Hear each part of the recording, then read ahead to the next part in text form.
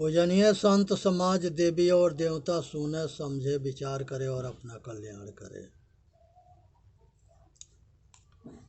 ये संसार के अंदर जो है बहुत भाग्य से मनुष्य के शरीर मिलता है।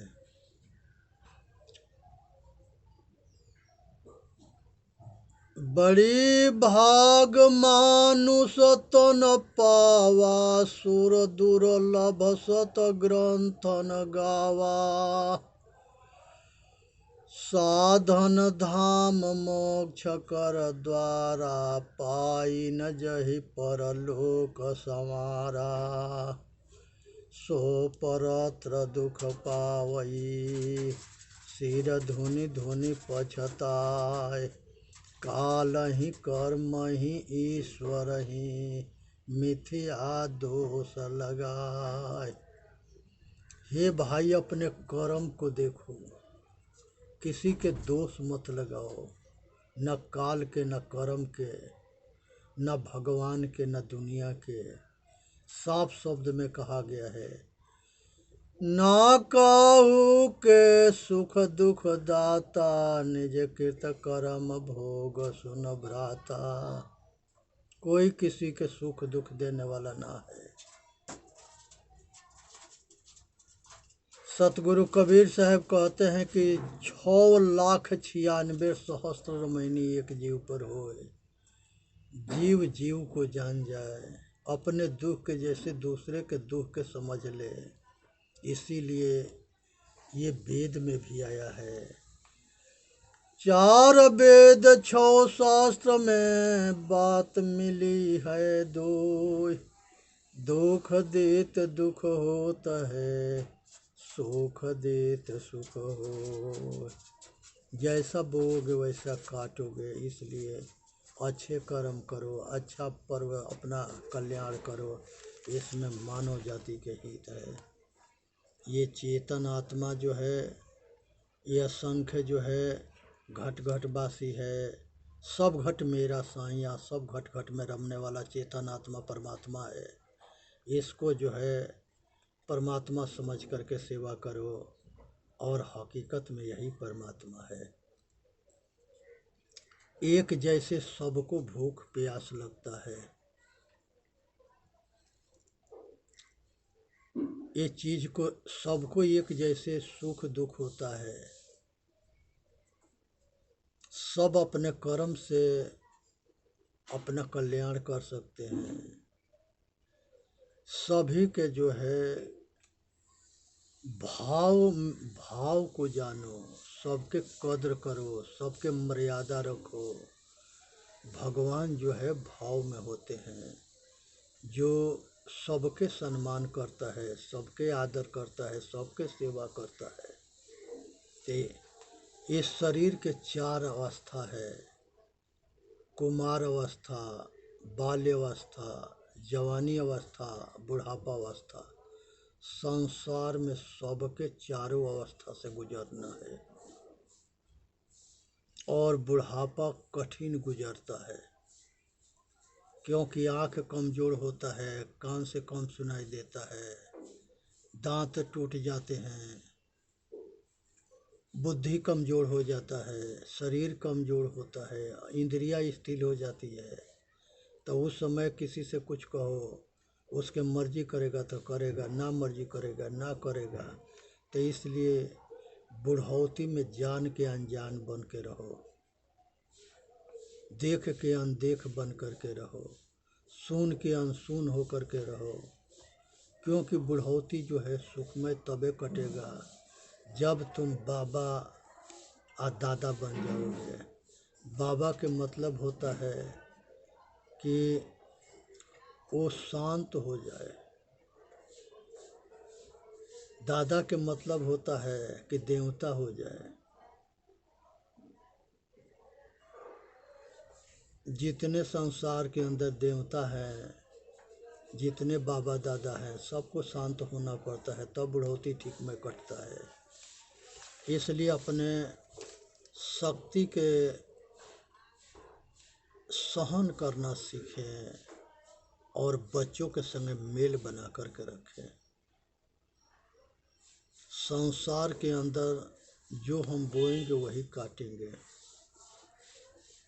बच्चा बेटा बेटी के सुधारने के पहले जो है, उसके पैदा होने के पहले हमको सुधारना पड़ता है, तब जा कर के हमारे माता पिता जैसे संस्कारी होंगे वैसे ही हम बेटा बेटी संस्कारी होंगे। तो अगर बेटा बेटी के सुधारना है तो बाप महतारी को सुधारना पड़ेगा। रहनशील बने, संस्कारी बने, संस्कृति को जाने। वही गुण कितनों दौलत इकट्ठा कर लो, अगर बेटा सा आचरणहीन बन गया तो सब बर्बाद कर देगा। अगर उसको आचरण देने में कुछ भी लगा दो, अगर बेटा बेटी के आचरणशील बनाने में कामयाब हो गए तो बहुत बड़ा दौलत है, बहुत बड़ा दौलत कमा लिए। अब बेटा बेटी के बेसंस्कारी अगर बन गया तो हम कुछ भी सब बेकार हो जाएगा। तो यहाँ पर ये रीढ़ को समझो, इसी पर गृहस्थी टिकी हुई है। अपने संस्कारी बने, बच्चों के संस्कारी बनावे, ये मूल मंत्र है। अगर सुखी होना है तो बेटा बेटी संस्कारी हो गए तब बुढ़ौती सुखमय कटेगा। बेटा बेटी बेसंस्कारी हो गए तब बुढ़ौती दुखमय कटेगा। इसलिए जो है आज ज़रूरत है कि संसार में किसी के छोटा मत समझो। कोई नीच ना है, कोई छोटा ना है, किसी को तिरस्कार मत करो। हम सब मनुष्य बराबर हैं, क्योंकि सबके पंच भौतिक शरीर है, एक मटेरियल से बना है। सबके शरीर चलाने वाला चेतन आत्मा रूपी परमात्मा है। ना ये तत्व छोटे हैं, ना ये चेतन आत्मा छोटा है। किस आधार पर छोटा मानते हो? ये कुछ पाखंडियन के चाल है जो फूट डालो, राज करो, मूर्ख बनाओ, पैसा कमाओ। ये षड्यंत्र रह करके जाति में बांटना, मजहब में बांटना, नीच ऊंच में बांटना, ये आपस में लड़ना, लड़ाना और नरसंहार कराना, ये सब पाखंड से ऊपर उठनी है। इसी में मनुष्य के कल्याण है, इसी में मनुष्य के हित है। तो इसलिए ध्यान रखें कि किसी के बहकावा में ना पड़े। ये चेतन आत्मा जो है इस परमात्मा है, हम इसको बाहर ना खोजें और माता पिता के सेवा करें, पूर्वजों के सेवा करें, परिवार के सेवा करें, रिश्तेदार के सेवा करें, समाज के सेवा करें, सभी के आदर दें, सभी महापुरुषों के कद्र करें।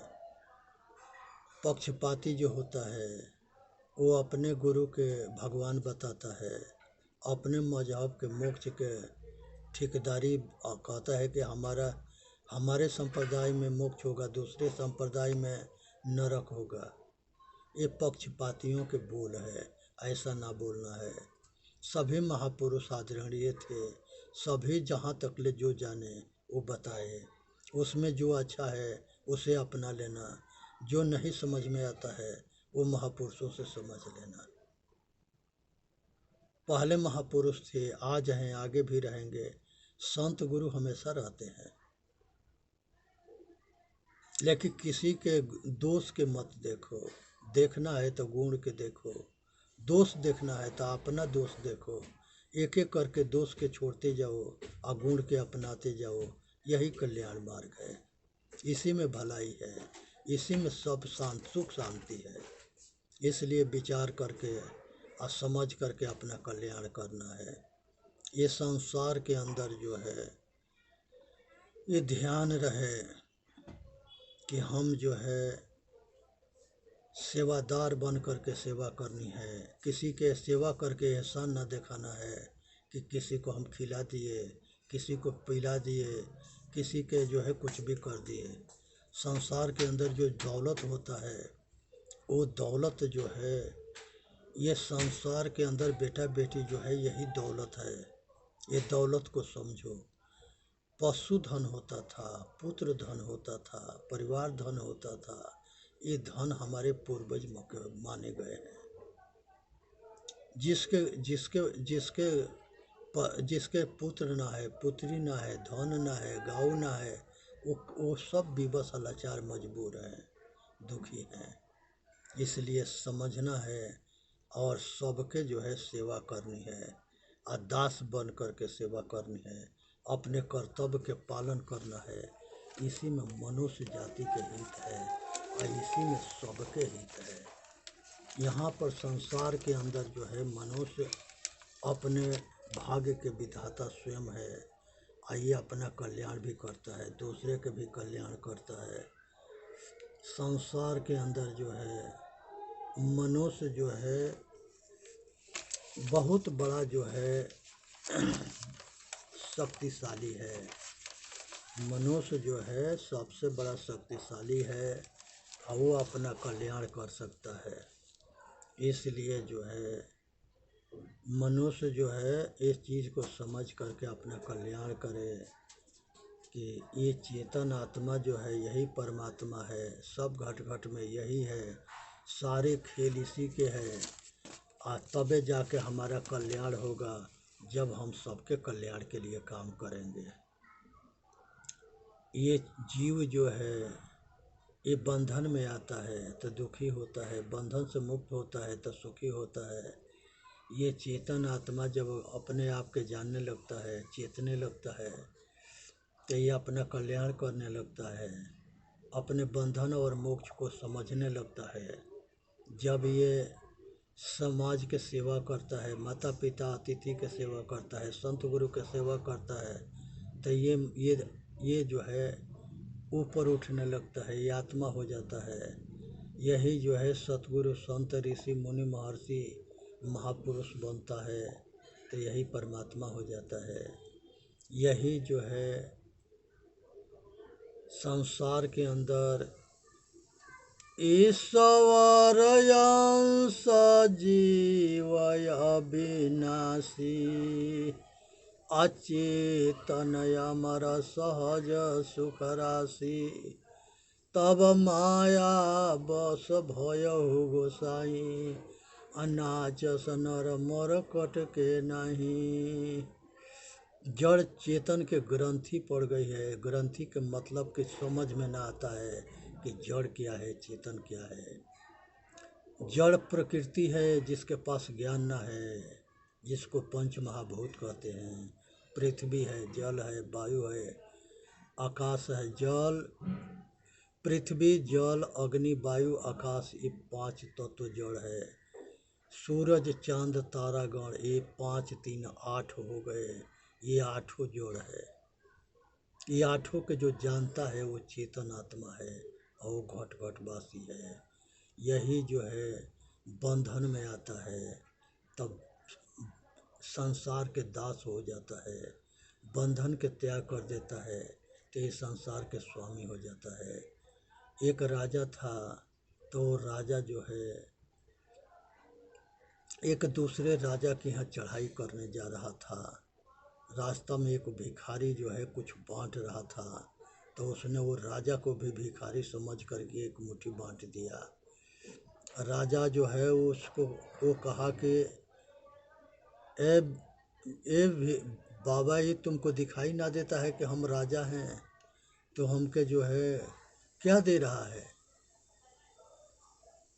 कहे कि हमारे नज़र में तो तुम भिखारी लगते हो इसीलिए दे रहे हैं। कहे कि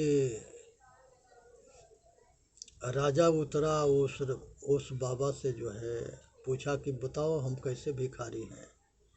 वो कहा कि इसलिए भिखारी हो कि तुम्हारा भूख जो है तृप्ति ना है, तुम दूसरे पर जा कर के नरसंहार करोगे और उसके राज छीनोगे।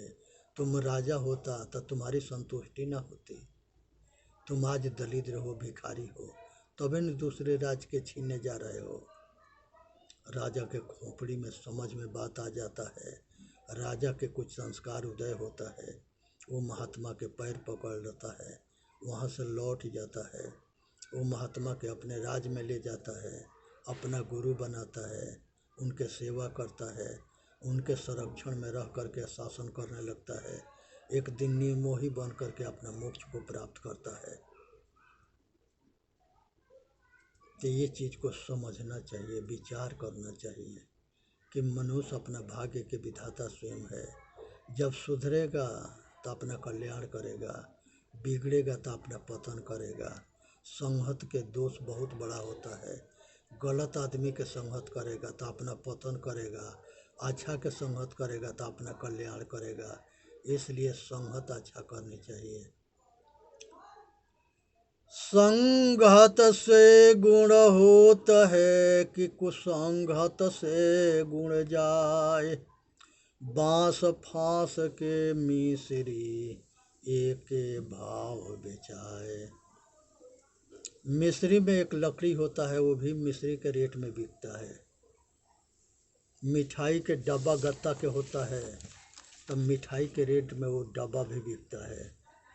क्योंकि अच्छे के संगत किया तो वो बांस और गत्ता भी जो है मीठा बन गया। इसलिए बात को समझो, विचार करो और अपना कल्याण करो। इसी में मनुष्य की जाति के कल्याण है। संसार के अंदर सबसे बड़ा शक्तिशाली चेतन आत्मा है। आत्म बल सबसे बड़ा बल है। अपने बल को जगाओ, समझो, विचार करो, अनुभूति करो, अपना कल्याण करो। संसार के अंदर सबसे यही सर्वेश्वर है, यही महेश्वर है, यही परमेश्वर है, यही खुदा है, यही गॉड है। घट घट में रमने वाला राम है, यही हरि है। सब दुख के हरण करता है, उसे हरि कहते हैं। सत्य न्याय धर्म के रक्षा के लिए ये काम करता है, तो इसे समझना है। यही प्रभु है, यही मालिक है, यही खुदा गॉड है। यहाँ पर जो है संसार के अंदर जो है, जो अपने के जान जाता है वो दुनिया को जान जाता है, जो अपने के ना जानता है वो किसी के ना जानता है। इसी तरह से भगवान होता है, वो जो है शॉर्टकट प्रकृति के नाम भगवान है। और यही शाश्वत भी है, यही सनातन भी है। तो इसलिए अपने के जानना है, समझना है, विचार करना है, कल्याण करना है। इसमें मानव जाति के हित है। मनुष्य को अपना होश में रहना है, जवानी में बेहोश ना होना है। होश में रहेगा तो सबके कदर करेगा, सबके सेवा करेगा, सबके दास बन करके काम करेगा। जब बेहोश होता है तो अहंकार खोपड़ी पर सवार होता है, और जब अहंकार खोपड़ी पर सवार होता है तो आदमी को आदमी ना समझता है और अपना भी बुरा करता है, दूसरे के बुरा करता है। तो इस पाप से बचने के लिए मात्र एक ही रास्ता है कि होश में रहना, इंसान बनना, मनुष्य बनना, अपना कल्याण करना, सबके कल्याण के लिए काम करना, सबसे प्रेम करना। जो मनुष्य सबसे प्रेम करता है उसे परमात्मा प्रेम करता है। जो सबसे दुश्मनी करता है उसे परमात्मा भी दुश्मनी करता है। ये बात को ठीक से समझ लेना कि मनुष्य जो है ये साक्षी है, स्वयं है, खुद है, यही जनैया है। इसलिए अपने स्वरूप में समा साधन करके धारणा, ध्यान, समाधि स्थिर होना है, अपना कल्याण करना है। इसी में मनुष्य जाति के हित है। और कहीं अटकना भटकना मरना ना है, किसी में आसक्त ना होना है, अपना पतन ना करना है, अपने ज्ञान स्वरूपा को जानना है, समाधि काल के जानना है, शेष रह जाना है। यही मनुष्य के कल्याण है, यही मुक्ति गति है कि अपने सहज स्वरूप में स्थिर होना। जागृत होता है संसार में, जागृत में सब काम करता है। उसके बाद स्वप्न होता है, जो किया हुआ है वो स्वप्न में रील चलता है, तो वो आँख बंद होने के बाद भी दिखता है।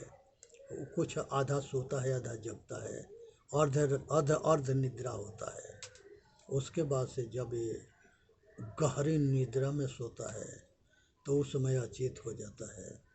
ये इसका दो रूप है। एक तो बेहोश हो जाना कि आदमी को पता न पड़े कि कहाँ हमारे संग हम कहाँ है, कैसे हैं। एक जो है अचेत हो जाना। तो जब आदमी मनुष्य सोता है तो अचेत स्थिति होती है, उस समय उसको पता ना होता है कि हम कहाँ हैं, लेकिन जब जाग उठता है तो ये बताता है कि हम बहुत आनंद से सोए थे। तो ये जागृत के, स्वप्न के, सुषुप्ति के तीनों दशा के जानने वाला कौन है? चौथा है। वो चौथा को तुरीय अवस्था कहा गया है, और वही तुरीय अवस्था सहज समाधि है। केवल शेष रह जाना, होश रह जाना, जागृत रह जाना, केवल एक रह जाना, और यह मोक्ष दशा को एहसास करना, अनुभूति करना, और संसार के निर्विचार हो जाना। किसी तरह के कोई कामना ना रह जाए, किसी तरह के कोई वासना ना रह जाए, किसी तरह के कोई आसक्ति ना रह जाए। संसार में सब विषय के आसक्ति से मुक्त हो जाना, सभी कामना के आग बुझ जाना, सारे विषय के अंत हो जाना, सबसे राग छूट जाना, सबसे आसक्ति छूट जाना, परिवार के मोह छूट जाना, मोह के क्षय हो जाना मोक्ष है। इसलिए संसार के कुछ भी नहीं चाहिए, ऐसा भावना, ऐसा अपने धारणा बन जाए, मन निर्बंध हो जाए, मन के किसी तरह के कोई चाह ना रह जाए। चाह नहीं मैं सुर वाला को गहने में गुथा जाऊं, चाह नहीं प्रेमी माला के बिंद प्यारी को मैं ले जाऊं। तो हमको न ललचना है, न ललचाना है, सब कुछ से अलग होना है और सब आग बुता लेना है। ये तबे सुलभ होगा जब हमारे ज्ञान के आग प्रबल होगा, उसी में ये विकार चलेंगे। चेतन जीव दुख मुक्त चैनल पर आकर के अपना कल्याण करें, वीडियो के लाइक भी करें, सब्सक्राइब करें। बोलिए सतगुरुदेव की जय। साहेब बंदगी, साहेब बंदगी, साहेब बंदगी।